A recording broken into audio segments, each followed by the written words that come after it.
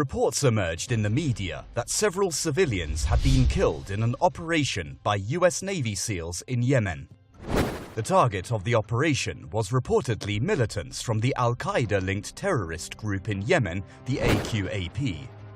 But things apparently went wrong from the beginning after the SEALs shot a 70-year-old half-blind villager who had mistaken them as being visitors. Then things went out of control after 4 other civilians who started to argue with the stranger assailants were shot dead. It was only then that the real targets emerged, and in a fighting that pursued, 7 AQAP, as the Pentagon has announced, were killed before the SEALs were airlifted. The Pentagon also says several troops had received minor injuries in the raid. Yet questions are now being raised by media about what is seen as a massive increase in US military operations in Yemen. So it's actually that Al-Qaeda has been used as a weapon of war and destabilization in Yemen against the resistance movement and against popular will.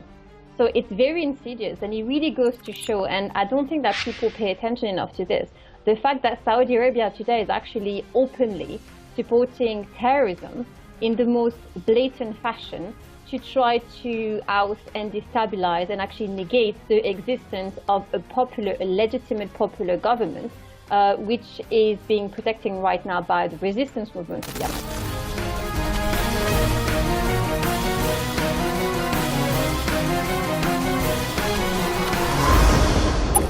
The US military came under fire in January after a Navy SEAL raid in a village in Yemen killed up to 25 civilians, including 9 children.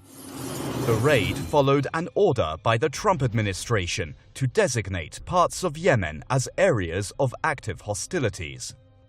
But experts are already criticizing the policy. They say areas of active hostilities is a very poorly defined term that only increases the likelihood for civilian casualties. Even if confronting the AQAP is the real objective, experts say the best thing to do is to use local forces.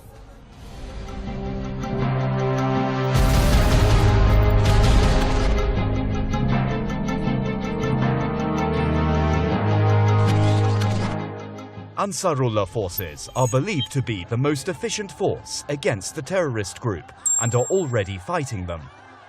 But the US has a serious obstacle ahead if it ever wants to seek their help to fight the AQAP, Saudi Arabia. It is ironic to see that the US is backing the same Saudis who are fighting the Ansarullah fighters in Yemen. On the other hand, allegations are around that the rulers in Riyadh are believed to be supporting Al-Qaeda, the same patrons of the AQAP.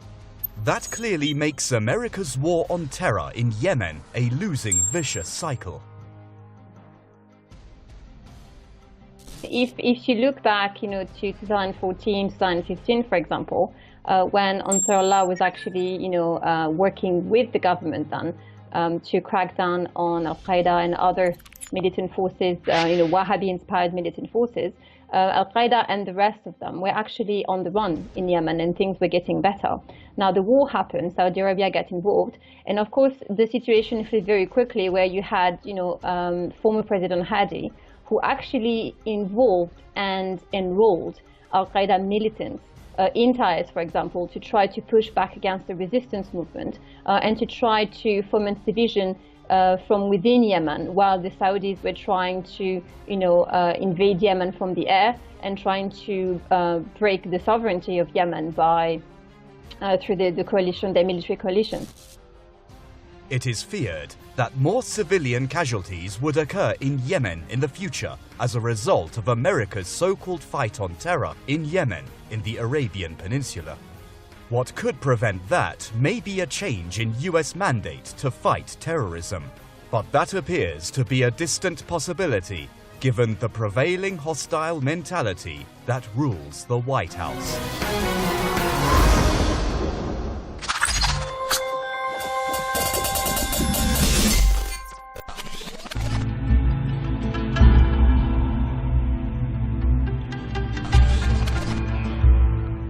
The US-led coalition in Syria, who are allegedly fighting against a terrorist organisation, have yet again struck in the heart of the civilian population. A US airstrike in Raqqa has killed 16 civilians according to a UK-based Syrian Observatory for Human Rights. Women and children are amongst the dead in the village of al-Barouda.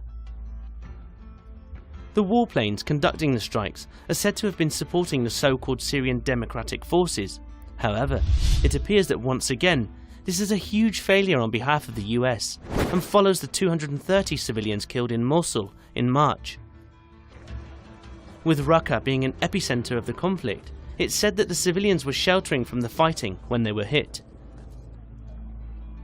This hence raises the question that in a conflict which relies on precision and intelligence in order to ascertain the correct target in a mixing bowl of actors, how could this have happened? You cannot wage a war without expecting what military experts in boardrooms call as collateral damage. However, there are factors which are taken into account in which the United States has increased the likelihood of causing collateral damage by not working close enough with the Syrian and Russian governments. Both Russia and Syria have given out a hand to the United States and offered to work with the United States in fighting against ISIS. But the United States in return, because of their antagonisms towards the Syrian government and because of their antagonism towards Russia, are not working close enough with the other forces on the ground.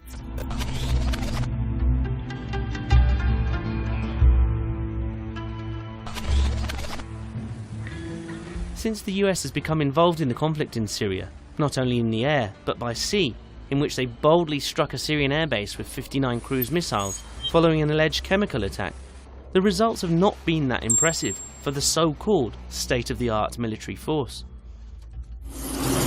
Figures released by the coalition state that since 2014, over 20,000 airstrikes have been conducted and have killed 352 civilians. But in March alone, the US has killed more civilians than Russia and even Daesh, with the Syrian Network for Human Rights stating that Daesh had killed 119 civilians, the Russians 224, but the US have killed 260, including 70 children and 42 women.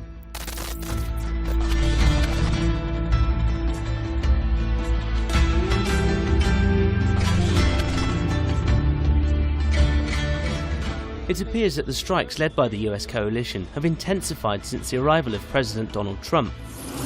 In his campaign pledge, his words were more than colourful when it came to describing what he wanted to do to Daesh in Syria. It comes as no surprise that the president is clearly trigger happy and does not understand that hard power cannot resolve just any conflict, and that ideology cannot be beaten. The resulting fallout is beyond belief. Force, military force and brute strength cannot defeat an insurgency. You can lay bombs, napalm, cluster bombs, you can completely flatten every building you can possibly target. It will not crush an insurgency. Nothing short than the terrible human rights crisis of genocide would ever stop an insurgency. So the United States is put in this position where they want to defeat these insurgencies, and all of the experts in the United States government and their military are telling their politicians, we need to think smarter. You cannot defeat an insurgency with brute force. ISIS would not exist if it was not for the Americans' bombing of Iraq and their invasion in 2003. So all the experts, not just me and my rantings on the camera, all the military experts in the United States government agree that military force alone cannot defeat an insurgency. Anybody versed in military history will say that. Following Trump's visit to the Middle East, maybe it's now time that he heeds the words of those against conflict and seeks a notion of peace.